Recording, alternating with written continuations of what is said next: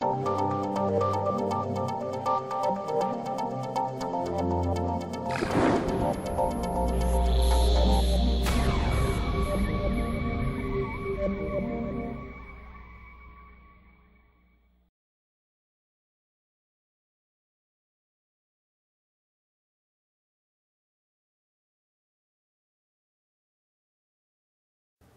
everybody, welcome to our first tutorial for ABXM1103, Men, Society and Culture. I am Putri Azlian binti Megat Ramli, your tutor for this course. Okay. For this subject, I will guide you from tutorial 1 to tutorial 5. Okay, but before we go further, I would like to remind to all of you to go through the course module. Okay, so at least you have the basic understanding on what you have to understand about this subject. Okay, and the most important thing, you have to understand what are the learning outcomes that you should be able to understand from this course. Okay, so basically, the learning outcomes of the subjects are, you should identify what is man, society and culture. You have to understand what is the nature of society, what is the connection between man, society and culture, and also we are going to go through about the cultural differences among the various society. Okay, so for the first tutorial, I will guide you to cover the first two topics on topic 1 and topic 2. Okay, so please bear with me for about this 1.5 hours. Okay, to begin our tutorial, look at this picture. Okay, when someone showing his hand like this to you, how are you going to respond to this action? Okay, so it is just about our reflexive action, right? Whenever someone give hands like this to you, you will shake the hand. Okay, why? Why you manage to shake the hand? Okay, what makes you understand that when someone do these types of actions, then that is the appropriate response from you? Okay, do you understand his action, and how do you understand these actions? You try to think. Okay, in this subject, as I mentioned just now, we are going to go through what is the connection between man, society and culture. We are going to discuss about 3 important elements. Okay, man, society and culture. Okay, in order to go through what is the connection between man, society and culture, and just now I have mentioned to you that in this subject we are going to know about the cultural differences across the society. Okay, so there is one video that I would like to show to you. Okay, I want you to watch this video and you try to conclude, okay, what are the cultural differences mentioned in this video. Hello and welcome to White Beach in Puerto Galera in the Philippines. Today I want to talk to you about signs or gestures, body language that you have to learn in foreign languages. The problem is a lot of these aren't really covered by typical courses. You won't find them in a lot of books, and I think they're crucial to understanding foreign cultures. So if you're in Brazil, for example, if you see that, you won't know what that means. If someone's talking to you and they do this, it actually means I don't care, I don't give a damn. But you should know that before you go to understand the people. The same with in Italy, they don't go, delicious, they do this. They turn their finger into their face like that. So here in the Philippines, I'm noticing quite a lot of interesting signs that they do to communicate themselves. So for example, instead of pointing with their finger like this, they point with their lips. And it's not unique to here. I've seen that in a few other countries like Colombia, even some French people I've met will do that. They just point with their lips. So it's important to realize what that means, because otherwise it could cause some confusion. Another one is if you go into restaurants I'd be used to asking for the menu like this, whereas here you have to draw a square with your fingers. That represents the menu. And when you're done, I'd be used to asking for the check or the bill by writing in the air like this. And I found that that works in pretty much every country I've been to up to now. But here, you have to draw a rectangle, not with your index fingers like last time, but with your index finger and your thumb like this, and closing it. So out. That's how you do it. So it's interesting. You have to get to know these differences if you really want to be able to communicate and understand other natives. So if you're learning a particular language, maybe try to do some research, do a Google search or YouTube, and see what hand gestures and body language is unique to that language and culture. And that will really help you to understand the locals better. So best of luck with that. So what's your opinion about the video that you watched just now? Okay, so you can see that different society, they have different perspective or cultures, even in terms of their sign language. Okay, it gives different meanings from one society to the other society. Okay, so therefore, in this course, the focus is about to discuss about the concept of culture and man's role as a social being. Okay, so I would like to focus here on the man's role as a social being. Okay, as the topic of this subject is man, society and culture. So we want to see what are the roles of a human being, okay, in this society. Okay, looking at the term social being, anything related with social, meaning that it is involved with the other individuals. Man only involve one person, an individual. Okay, but when it comes to society, it must have interaction between one individual and the other individual.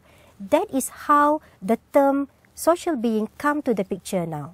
Okay, we want to see how it is related, okay, and how human being as an individual, when interact in other individuals, they start to cultivate a value system, okay, the norms in the society, which is later be known as culture. Okay, so this is the gist of our discussion today. I would like to explain to you the learning outcomes, okay, for this subject, okay, for this topic particularly. First, by the end of this subject, you should be able to define what is culture, okay, and then you need to be able to elaborate on the field of anthropology. Okay, explain the characteristic of culture and also explain the concept of man as a social being. Okay, so in this course, you will find many important terms which related to anthropology and sociology. Okay, so you have to be careful with the term. Inside the course module, you can see that there are lists of key terms. Okay, in order for you to better understand this course, you need to really master the important key terms. Okay, so please be careful with the key terms that I will mention after this. Okay, in order to go further about this first topic, okay, on the introduction to man, society and culture, let us begin with definitions of culture. This is a very famous definitions by E.B. Tylor. Okay, according to E.B. Tylor, culture, okay, as you can see here, is that complex whole which includes knowledge, belief, arts, morals, law, customs, and any other capabilities and habits acquired by man as a member of society. Okay, you can see that within this short definition, it covers the whole aspects of culture. Let us go through one by one. Okay, knowledge. Okay, something that people have to acquire. Okay, and then belief. Okay, something that people holds to. They believe in something. Okay, arts. Okay, the written documents which is related to the life of the society. Okay, usually arts will reflect the nature of life of a society. Morals. What do you understand with morals? Okay, some people they consider certain action as good, but for other people, they say that it is a bad action. Okay, so what is moral from your understanding? Okay, moral here, it is more related to the principles of right and wrongs. Okay, whereby you can see that the definitions of moral is very broad, okay, generally. Okay, so it is not that when one action is considered good and the other society also regard it as a good action. Right, for example, let's say someone, okay, let's say a Western guy come to your house, okay, and then without putting off shoes, okay, maybe to you, you feel like, oh, this guy is very rude, coming into the house without putting off the shoes. But to him, is it a good action? Is it a bad action? Okay, to him, it is nothing. It is normal. Okay, because in his culture, it is accepted to wear shoes inside the house. The same thing, eating using hands and also spoon and fork. Okay, to other culture, using hands is very rude, right? Okay, but to other cultures, it is not appropriate to use spoon and forks. So you can see the difference of morals, the principles of right and wrong. Okay, how it is different from one society to the other society. Okay, law about the sets of rules, okay, of what can be done and what cannot be done in certain society. Customs, what is custom? It is related to usual practice, whereby this usual practice is accepted by certain society. Okay, in this society it is accepted, maybe in other society it is not accepted. Okay, and then any other capabilities and habits. Okay, habits is something that people usually do. Sometimes people do the action and they did not realize that that habits is already part of their culture. Okay, so this is the first definitions by E.B. Tylor. You better go through in details, okay, from the course module. So as we can see just now, Tylor's definitions focuses on characteristic acquired by man as a result of growing up in a society with its own unique tradition and culture. Okay, so you have to highlight over there, its own unique tradition and culture. Okay, so you have to understand that, as I mentioned just now, every culture, they have different understanding of what is right and what is wrong. So every culture is very unique. And as a social being, man learns about his role through the process of enculturation. What is enculturation? Okay, from one certain practice, you already adapt it and it becomes as your way of life. That is the process of enculturation. Okay, when something you do habitually, it becomes your usual practice, you get used to it. Okay, so that process is known as enculturation, whereby you adapt certain actions, certain practice as the way of your life. Okay, and you keep doing the same thing.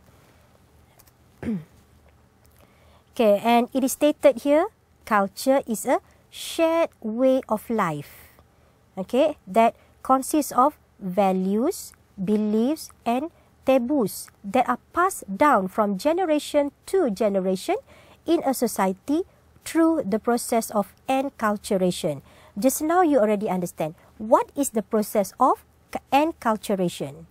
Okay, whereby you get it maybe from the previous generations. Okay, because you already adapt it into your way of life, and it consists values, beliefs, and taboos. What are values? Okay, values. Good values is either good values or bad values. Again, it involves different interpretation from one society to the other society. Beliefs. Okay, we have discussed about what belief is just now. And taboos. What is taboos? Okay, taboos is related to restrictions in certain society. Okay, some actions may be banned from society. Okay, what are the examples of the taboos? In Malay culture, we have a lot of taboos.